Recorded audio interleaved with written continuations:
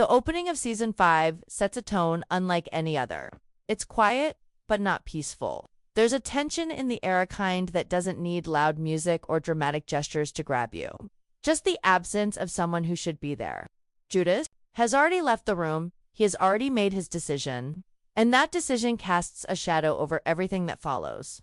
We see Jesus sitting among his disciples, but the weight on his shoulders is heavier than ever. It's not just the physical pain he knows is coming. It's the heartbreak of being misunderstood by nearly everyone in the room, and the heartbreak of being betrayed by someone he loved. What makes this episode so powerful is its pacing. The show doesn't rush to the action. It lets us sit in the discomfort. The conversations are slower, more layered. Jesus speaks in ways that only a few can truly understand. Mary Magdalene senses it. Instantly, she always has. Mother Mary, too. They can feel the storm coming. But most of the disciples are still hopeful. They don't understand what Jesus is preparing them for. They still think they're heading toward a victory, something glorious, something earthly. But as Jesus gazes out over Jerusalem, what he sees is blood. Not just his own, but the blood of the innocent. The future destruction of the city, the temple torn down. His voice trembles not with fear, but with sorrow. And then comes one of the most beautifully unsettling moments in the episode. The sound of thunder. But it's not just thunder. It's the voice of the Father. Some disciples hear it as a message from heaven. Others don't know what to make of it. Some even brush it off as weather. But John's sensitive, intuitive John knows. He hears more than sound. He hears a warning. He hears confirmation. And for viewers who caught it, that voice, it was actually Jonathan Rumi himself, playing both Jesus and now the voice of God. It's subtle, but chilling. We also get a deeper look into the emotional breakdown of the group. Peter is restless. Thomas is distracted.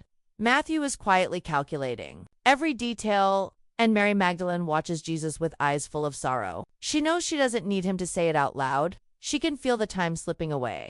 And while Jesus continues to teach them, you can tell he's preparing them for life without him, for the horror that's about to unfold.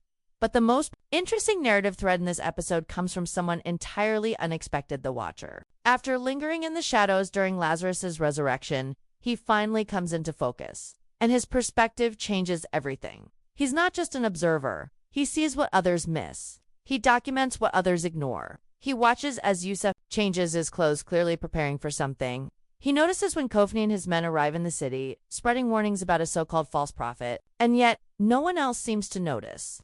No one else seems to care.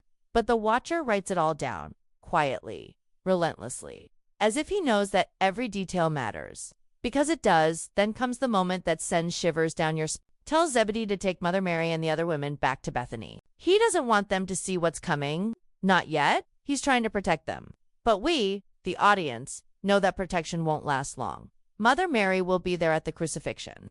But for now, Jesus wants to spare her.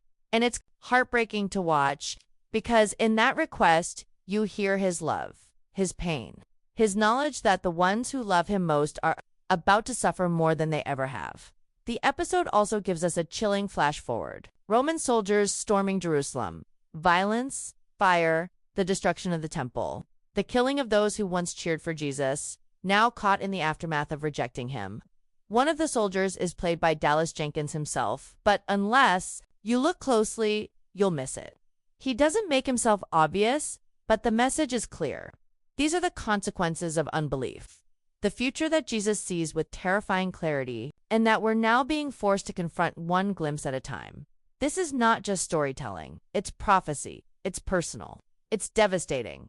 And it's only episode 1 as the episode continues. The emotional weight deepens not just because of what we know is coming, but because of how The Chosen shows us who understands and who still doesn't. The brilliance of splitting the Last Supper into 8 parts becomes more evident here. It allows us to slow down, to linger in moments that would otherwise be rushed. And this second portion reveals how disconnected the disciples still are from what's unfolding around them. Jesus speaks more plainly now. He's no longer hiding the truth in parables or cloaking his words in riddles. He's saying what's about to happen, but even now, most of them just don't get it. There's a sorrow in that too. He's surrounded by those he loves, those who have walked with him, witnessed his miracles, heard his voice, but their hearts are still blind to the full reality. Except for Mary Magdalene and John. They know they don't need more signs. You can see it in the way they listen. the way they look at Jesus, the way their expressions break, even when they try to stay strong. But what's more unsettling is the growing sense of division, not between the disciples themselves, but between what each of them perceives. Thomas, for instance, is distracted not just by Jesus' words, but by what's happening outside. The rumors, the unrest, the tensions rising in the streets. Then there's Matthew, who is quiet but not calm. He's doing what he always does, analyzing, recording, processing every word. And yet, even he seems lost at times, unsure if the path they're walking leads to glory or ruin. And Peter?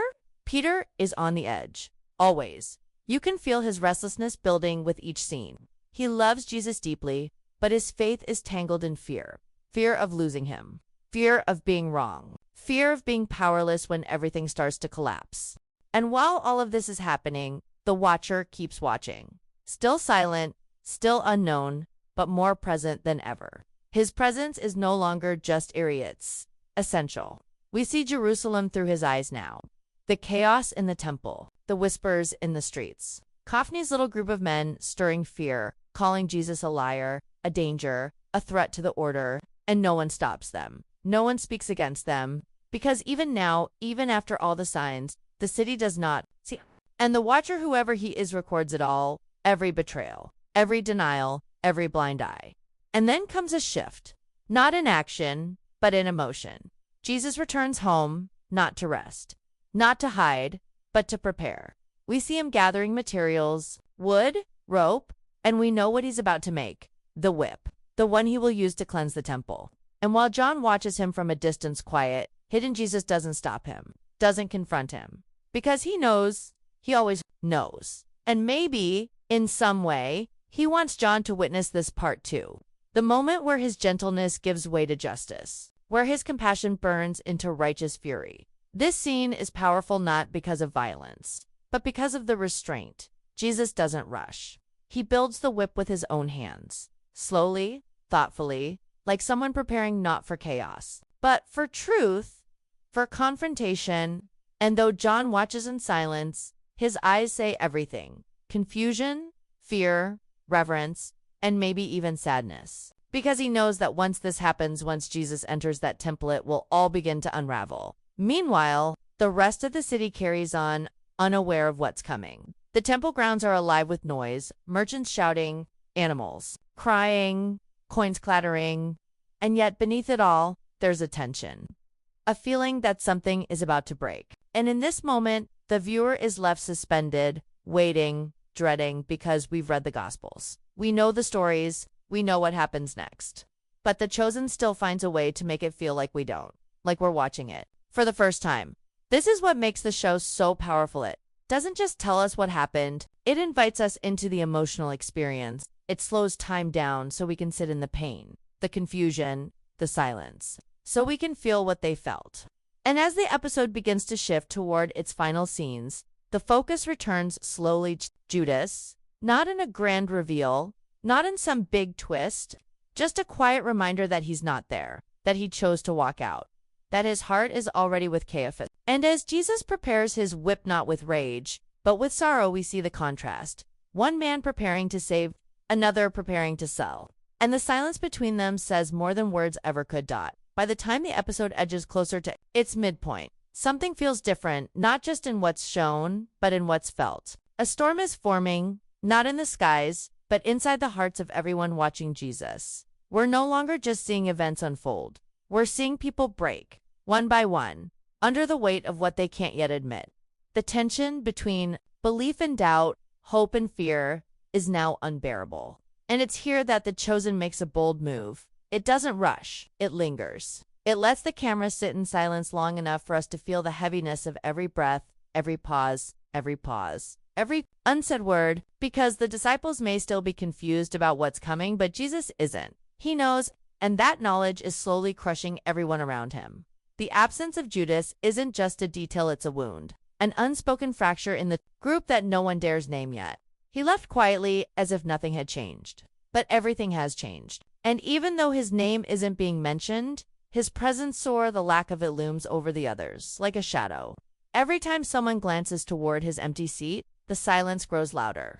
And we, as viewers, can feel what they can't. Say Judas's betrayal hasn't happened yet, but the betrayal has already begun. Not in silver coins or secret meetings, but in the subtle way he stopped listening, stopped believing. That's the true heartbreak.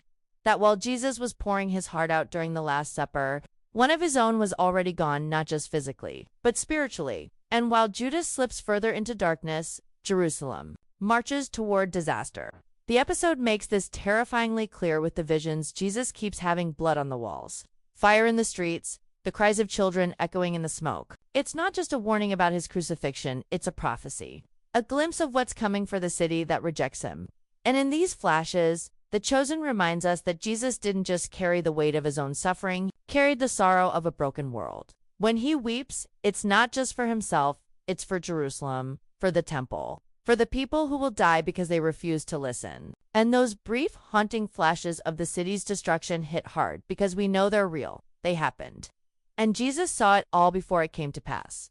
This is where the brilliance of the episode's structure becomes clear.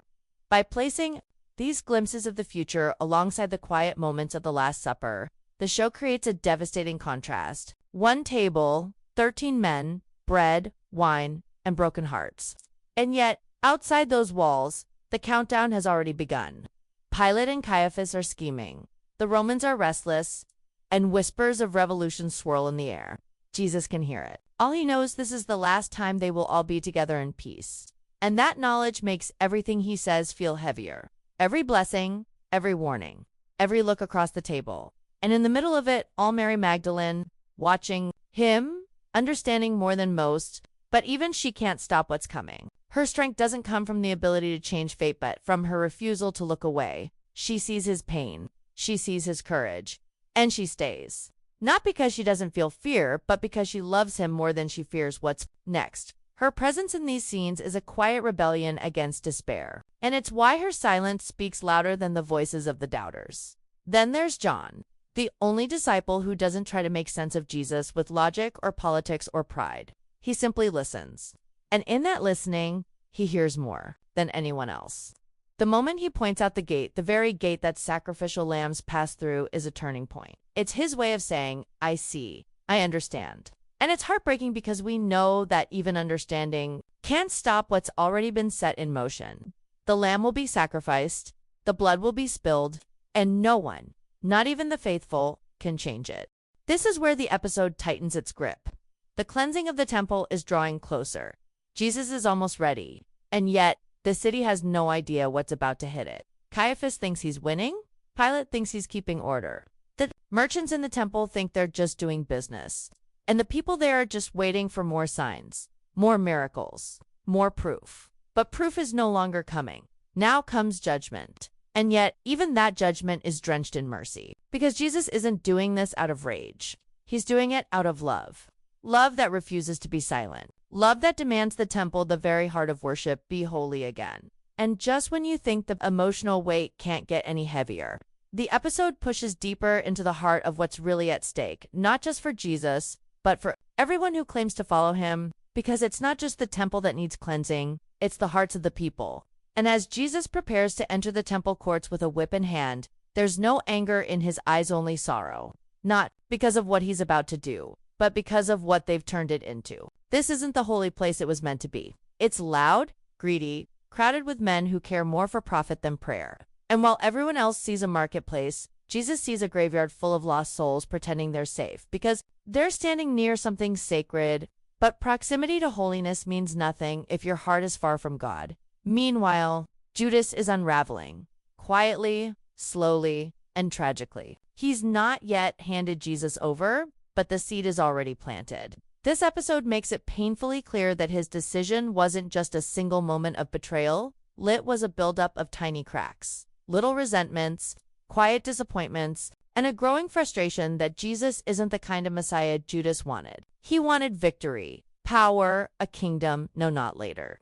And with every miracle Jesus performs, Judas grows colder, not warmer, because none of it fits his plan. None of it makes him rich, respected, or in control. And when Jesus starts flipping tables and driving out merchants, instead of winning favor with the powerful, something inside Judas finally breaks. The tipping point isn't a bribe or a threat, it's a realization Jesus isn't going to change. And Judas, he's done waiting. But the chosen doesn't make Judas a villain. That's what's so unsettling. It makes him human. We see his struggle, we feel his confusion. And somehow, that makes the betrayal feel even worse. Because we know that deep down, he loved Jesus once. But love that demands control isn't love at all. And when it's denied, it turns to something far more dangerous: bitterness. The contrast between Judas and John is so sharp here. It stings. One listens, the other schemes. One surrenders, the other manipulates. And the show does a brilliant job of letting that tension simmer beneath the surface, even if the disciples haven't realized what's brewing among them yet. But Jesus knows. He's always known, and yet he doesn't stop it. That's what makes this part of the episode almost unbearable to watch, because we see him preparing not to fight it, but to face it. There's no escape plan, no attempt to soften the blow. He's preparing the whip not just for the temple, but for the storm ahead. And John sees him, silently watching from the shadows. The scene is quiet, but the emotion is deafening. Jesus, alone in a room, crafting a tool not of violence, but of truth. A symbol that says enough is enough. And even though he doesn't speak a word, we know exactly what he's thinking. His time has come. And with every braid of that whip, he's walking one step closer to the cross. What hits hardest in this part of the episode is the sense of inevitability. You can feel it in the way people move, the way conversations start and then trail off, the way glances linger just a moment too long. It's like everyone can sense the end is near, but no one wants to say it. And that silence is louder than any shout, especially from the women. Mary Magdalene, Mother Mary, and the others, they feel the shift. And though they remain strong, you can tell their hearts are breaking. Because unlike the disciples, they've always known love comes with a cost. And they're preparing for that cost in quiet, unshakable faith. Not by running, not by questioning, but by staying near the one they know will suffer, and staying true even when the others fall away.